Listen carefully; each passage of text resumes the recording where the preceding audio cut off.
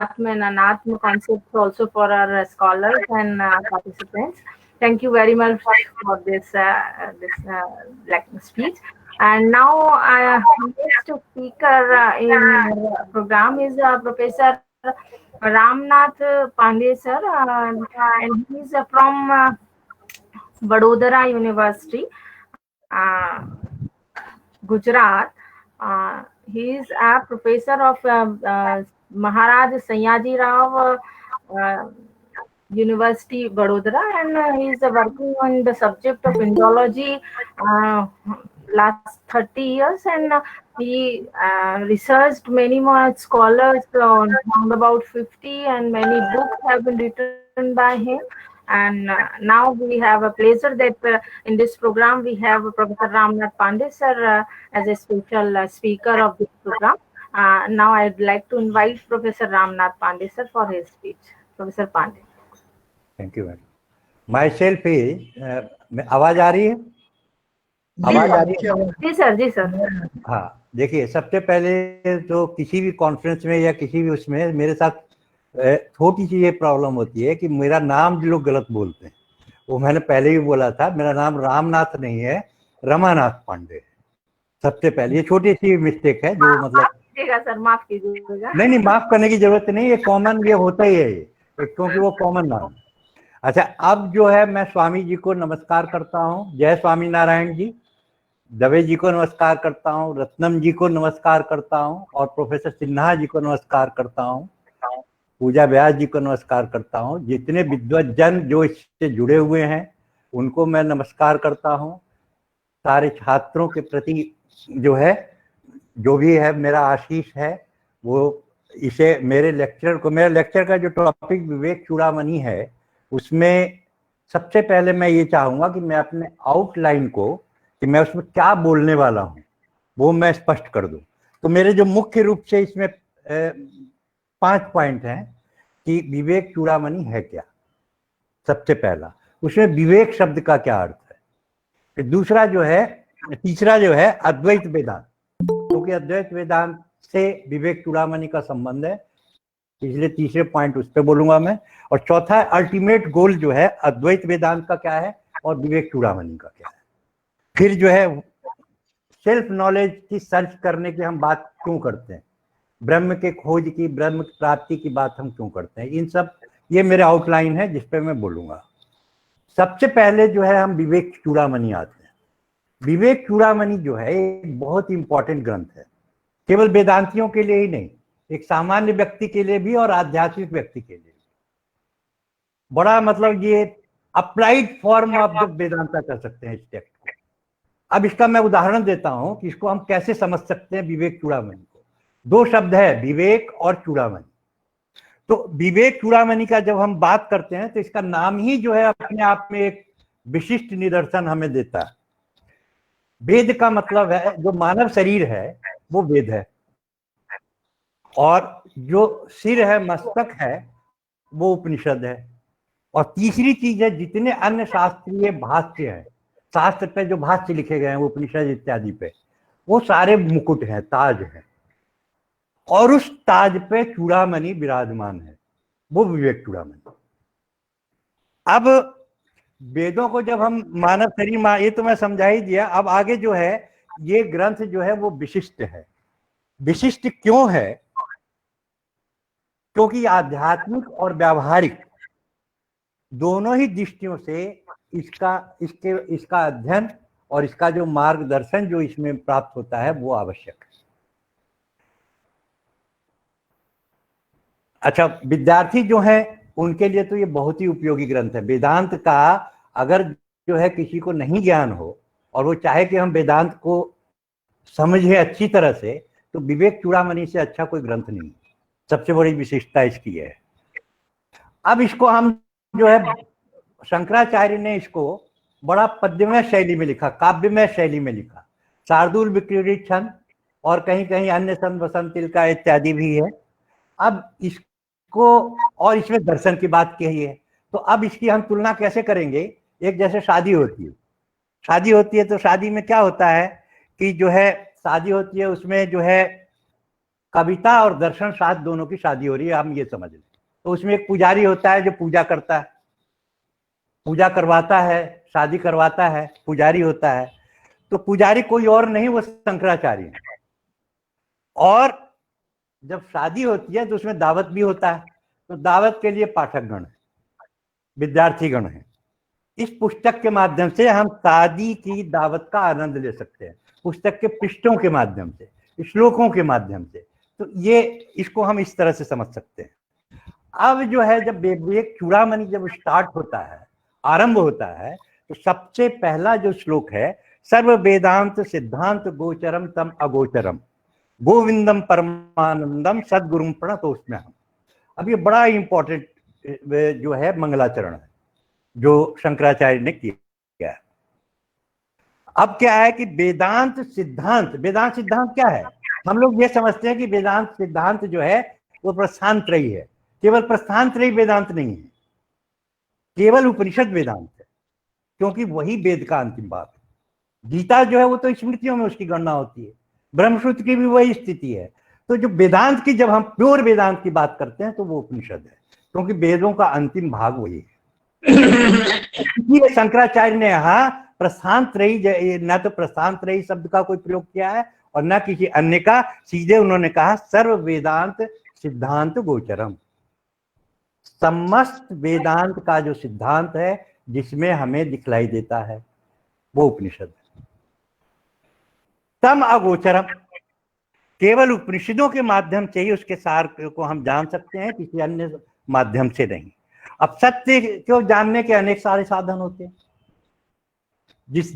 जैसे वेदांत में 6 प्रमाण की चर्चा आती है, प्रत्यक्ष मात्रा चार वाका। अब यहाँ भी बड़ा इंपॉर्टेंट है, इन्होंने जो अगोचर शब्द और गोचर शब्द किया है, इसे पूरा जो है षड दर्शन को इंक्लूड कर लिया है। अब जैसे शंकराचार्य के पहले नागार्जुन हुए बुद्धिस्ट में, या दिग्नाग हुए, उनकी दिग्नाग की पुस्तक है प्रमाण समुच्चय, उसमें उन्होंने षड दर्शनों में से 5 दार्शनिकों का खंडन किया। विवेक माने वेदांत का नहीं किया, अद्वैत वेदांत का नहीं किया। क्यों?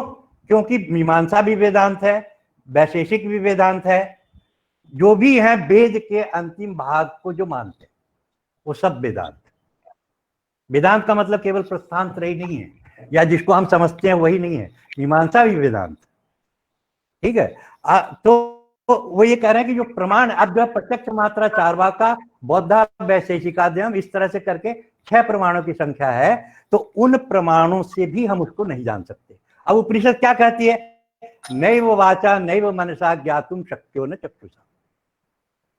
इसी में सारे प्रमाणों का खंडन हो गया कि हम जो है ब्रह्म तत्व को, एक बार क्या हुआ, जब मैंने एमए किया तो एक बहुत बड़े विद्वान थे बीएचयू के, उनका नाम था प्रोफेसर जगन्नाथ उपाध्याय, जानते होंगे आप लोग, बड़े रिनाउंड स्कॉलर। तो मैं एक इंटरव्यू देने गया, जैसे ही एमए हुआ तो बोले, मेरा जो विषय था साहित्य था एमए में, तो उपाध्याय जी ने ये पूछा मेरे से कि पांडे जी ये बताइए कि इसके अलावा आपकी रुचि क्या है। मैंने कहा थोड़ी बहुत मेरी रुचि जो है वो वेदांत, अद्वैत वेदांत में। वेदांत में बड़े आश्चर्य, वो वेदांती थे वो, और मैं तो एक स्टूडेंट था मात्र एमए का। तो जानते हैं आप वेदांत क्या होता है? मैंने कहा सर मैं नहीं जानता, केवल इतना ही जानता हूँ, अखंडम सच्चिदानंदम भाग मनसा गोचरम। तो बोला कि आप जो है ये इतना जानते हैं, ये भी नहीं जानते आप अखंड भी बोल रहे हैं और सच्चिदानंद भी कह रहे हैं। सच्चिद और आनंद आपने खंड कर दिया और अखंड कर दिया, तो वो कैसे हो गया? ठीक है। पत्र पुष्प फल आदि, जैसे वृक्ष है उसके पत्र पुष्प फल आदि भेद होते हैं, उसी तरह से ब्रह्म स्वरूप भेद। तो मैं उसमें बहुत ज्यादा डिटेल में न जा करके मैं यही कहूंगा कि जो इसमें शंकराचार्य ने जो इस मंगलाचरण में जो कहा है, इसमें इन्होंने इनका जो है द्वय अर्थ वाला है, द्विअर्थ है। एक तो अपने परम गुरु गोविंद को नमस्कार कर रहे हैं, और दूसरा गोविंद का मतलब इनका ब्रह्म से, ब्रह्म तत्व से। तो इनका जो है, और वो दोनों गुरु की कृपा के बिना जो है तत्व की प्राप्ति नहीं हो सकती, इससे ये सिद्ध होता है। और गुरु की कृपा से ही हम ब्रह्म तत्व को जान सकते हैं, जो अगोचर है उसको गोचर हो सकता है।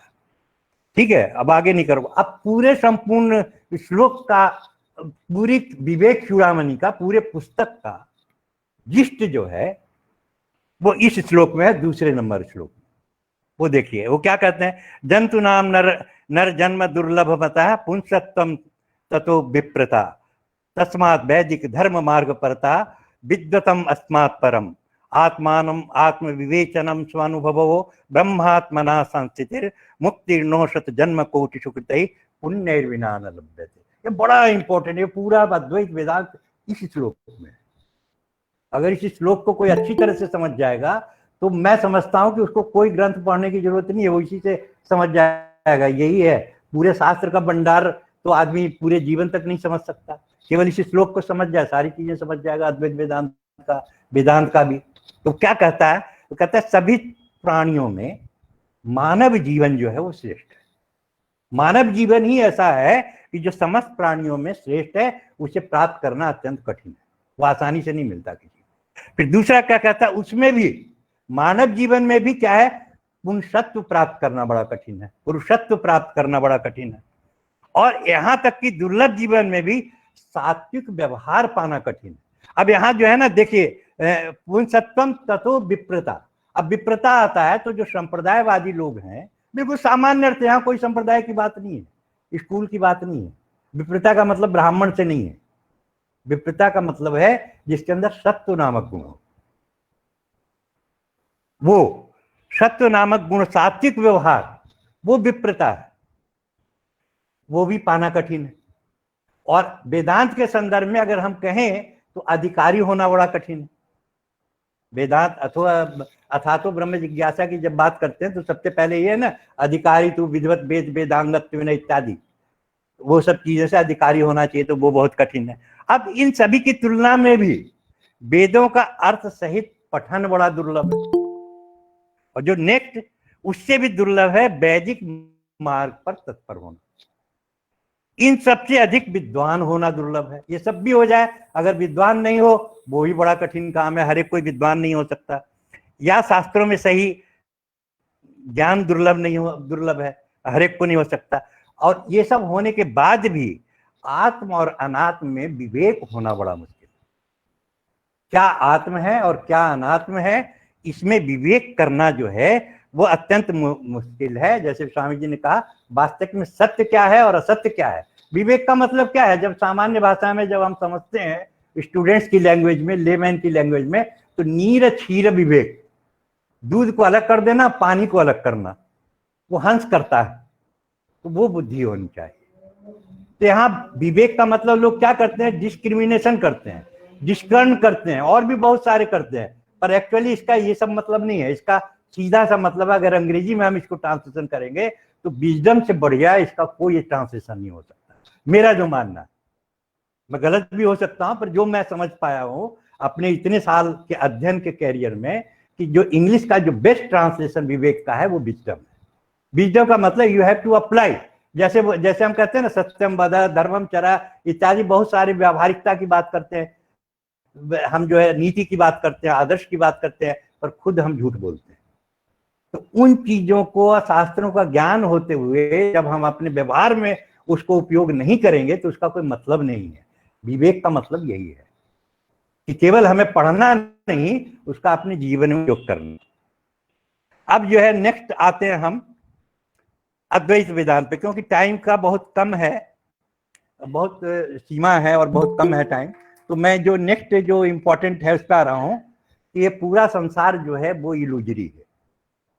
अब जब इलूजरी करते हैं, कहते हैं माने माया है, भ्रम है, तो इलूजरी करते हैं, तो एक्चुअली जो एक सामान्य व्यक्ति, स्टूडेंट या टीचर, कोई भी आदमी जब माया की बात करता है तो समझता है ये तो जो है व्यर्थ है, बेकार है। माया का मतलब मृगमरीचिका, ऐसा नहीं है, माया की भी सत्ता है। इसीलिए शंकराचार्य ने जो है माया को, विश्व को, संसार को जो है वो भी, उसमें भी परम तत्व की बात की है। संसार में भी आध्यात्मिक है, आदि भौतिक है, आदि दैविक के बात करते हैं ना, तो माया का मतलब इल्यूजन नहीं है। अगर इल्यूजन होता तो गीता में कहते हैं ना, ईश्वर सर्वभूता नाम हृदय से तिष्ठति अर्जुन। जब बात करते हैं ना माया, यंत्रारूढ़ानि माया, माया शब्द का उपयोग कर रहे हैं ना, तो हर एक प्राणी के बीच में, के अंदर अंतः में जो है विद्यमान है। बहुत डिटेल में नहीं जाऊंगा। 170 नंबर जो श्लोक है विवेक चूड़ामणि का, वो पूरे अद्वैत वेदांत के तत्व के बारे में बतलाता है, मिथ्या और अमिथ्या के बारे में बताता है, क्या नित्य है क्या अनित्य है उसके बारे में बतलाता है, क्या सत्य है क्या असत्य है उसके बारे में बतलाता है। वो श्लोक क्या है? स्वप्ने अर्थ शून्य सृजति स्वशक्त्या भोक्ता आदि विश्वम मन एव सर्वम तथैव जगत्यपि नोर्विशेषः तत्सर्वमेतम मनसो विजृंभणम। अब इस श्लोक में दो स्टेट की बात किया है, एक स्वप्न अवस्था की बात की है और एक जागृत अवस्था की बात की है। ड्रीम स्टेट और वेकिंग स्टेट। ड्रीम स्टेट में क्या होता है कि even then there is no contact with the external world माने संसार से कोई संबंध नहीं होता, तब भी जो है mind alone project the entire dream.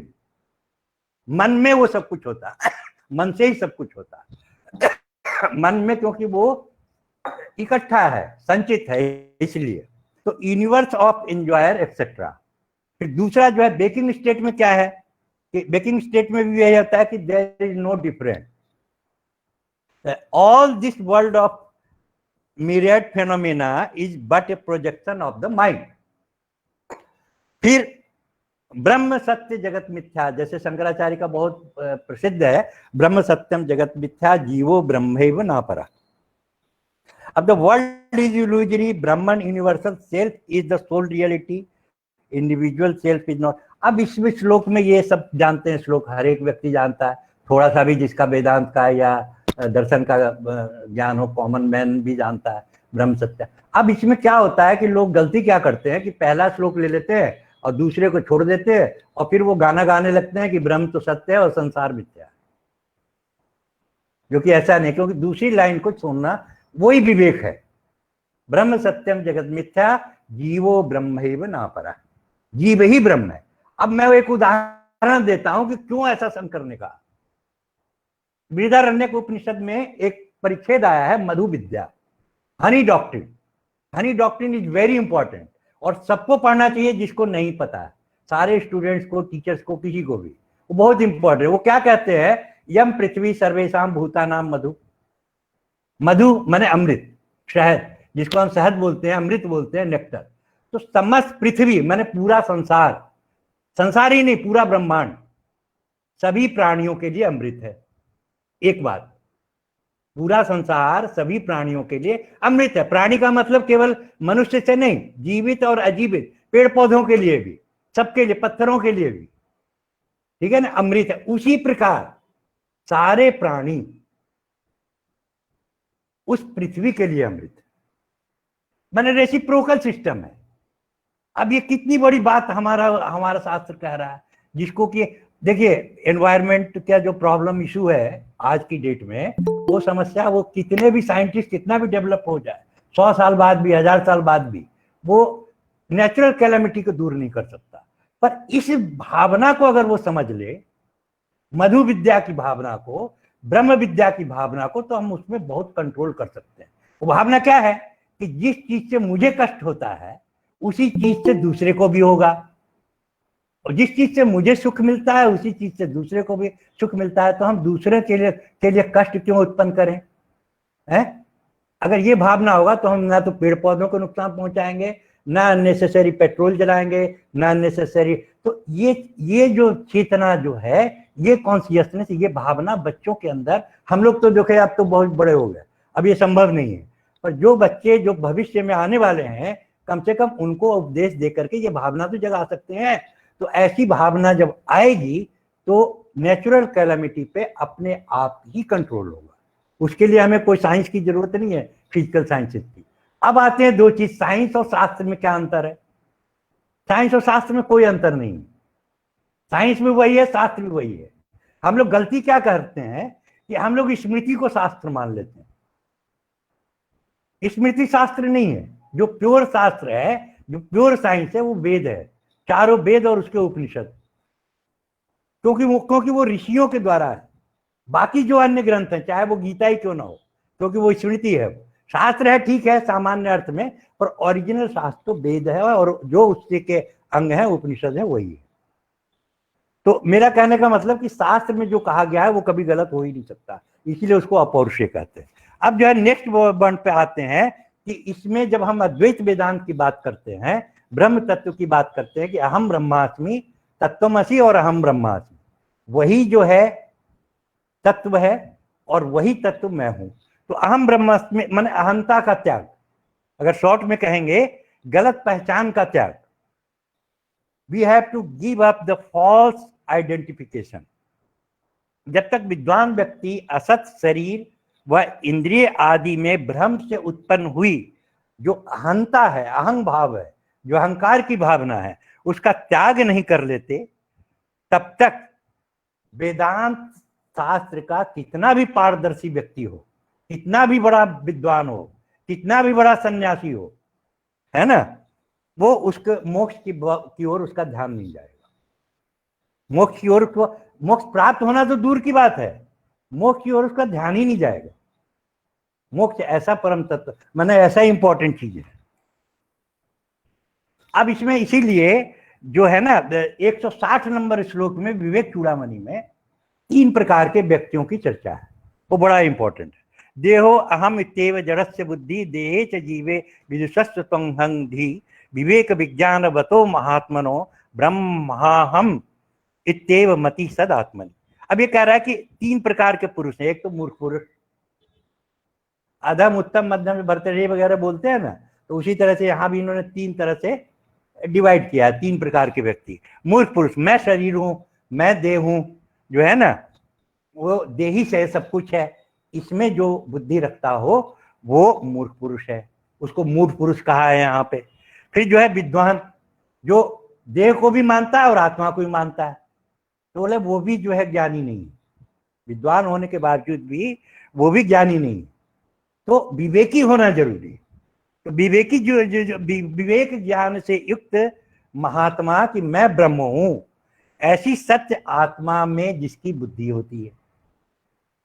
अब ये विवेक का क्या कितना इंपॉर्टेंट है यहाँ पे, विवेक बुद्धि बहुत जरूरी है। विवेक बुद्धि मैंने वही समझाया कि अगर हम ये समझ ले कि पूरे संसार का किसी भी तत्व को हम अगर नुकसान पहुंचाएंगे, इसका मतलब हम अपने आप को नुकसान पहुंचाएंगे, तो आपको इसका अर्थ समझ में आएगा, अन्यथा नहीं आएगा। अन्यथा तो हम ईर्ष्या करते रहेंगे, घमंड करते रहेंगे, हम सोचे हम तो बाई चांसलर है जी, हम तो प्राइम मिनिस्टर हैं जी, हम तो राष्ट्रपति हैं जी, और ये तो चपरासी है जी, हम यही सब अहंग भावना में पड़े रहेंगे। ठीक है ना, अगर हम वेदांत के अद्वैत वेदांत की बात करते हैं तो इसलिए ये श्लोक बहुत इंपॉर्टेंट है। अब मैं बहुत ज्यादा दूर में न जा करके अब मैं जो है एक चीज ये बताना चाह रहा हूं कि अद्वैत वेदांत में जो है उसमें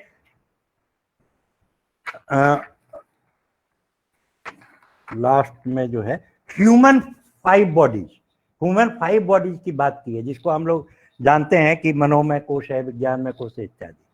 तो इसमें जो है सबसे पहले जो है वो ग्रॉस बॉडी आता है, वो बहुत इंपॉर्टेंट।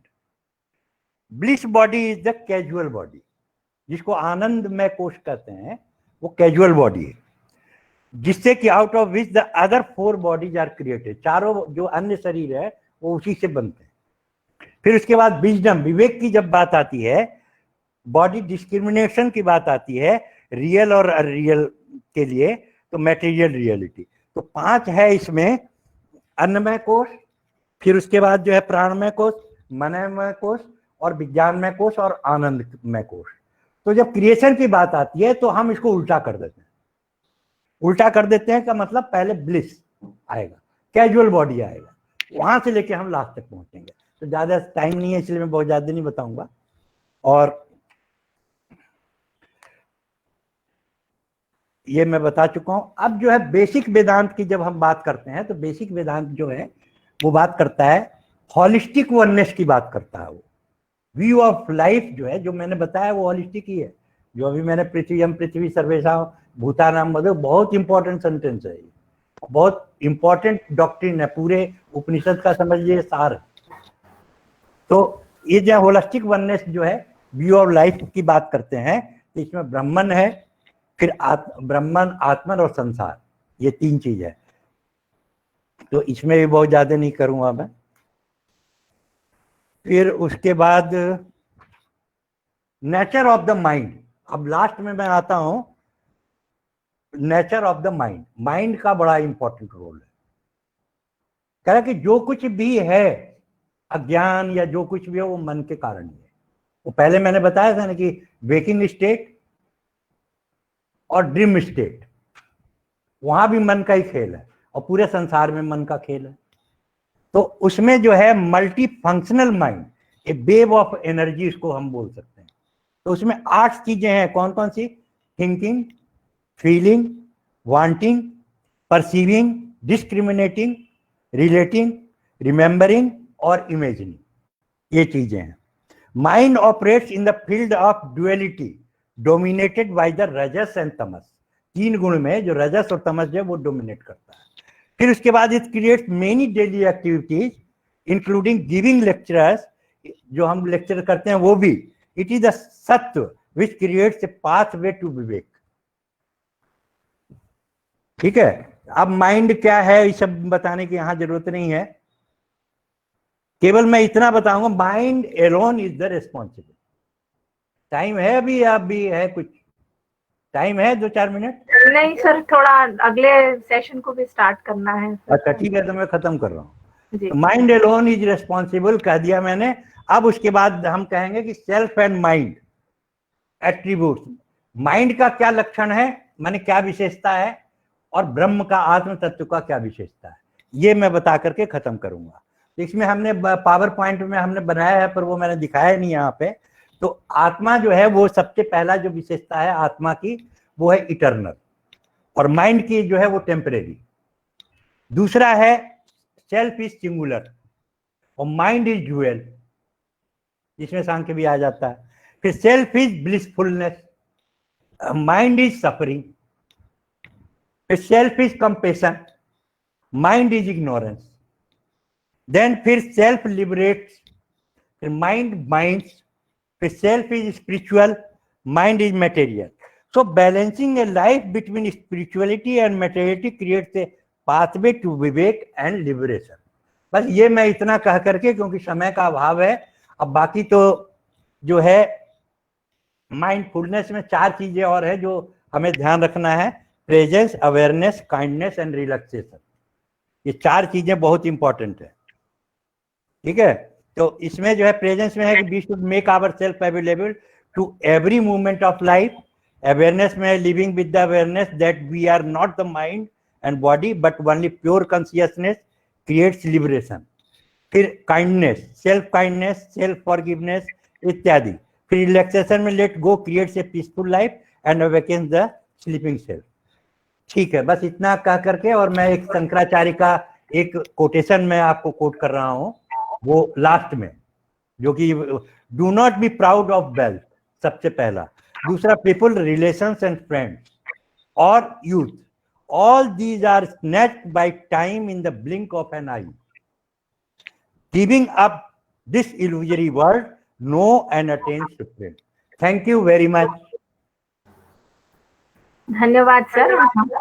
समय का चूंकि अभाव रहा, अन्यथा आपका विस्तृत व्याख्यान हम कर पाते।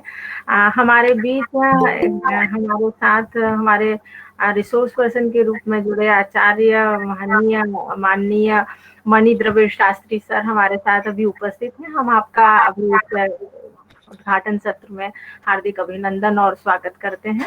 अब इस कार्यक्रम को आगे बढ़ाते हुए मैं हमारे अध्यक्ष माननीय प्रोफेसर रमेश चंद्र सिन्हा सर से अनुरोध करूंगी कि इस सत्र को अपने उद्बोधन दे करके और इस अध्यक्ष उद्बोधन को देकर करें। माननीय सर।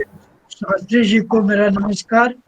पहले तो महामहोपाध्याय भद्रेश स्वामी जी को प्रणाम कर चुका हूँ, जनक भाई दवे को भी, और अन्य लोगों को मेरा प्रणाम। बहुत संक्षेप में मैं 2-4 बात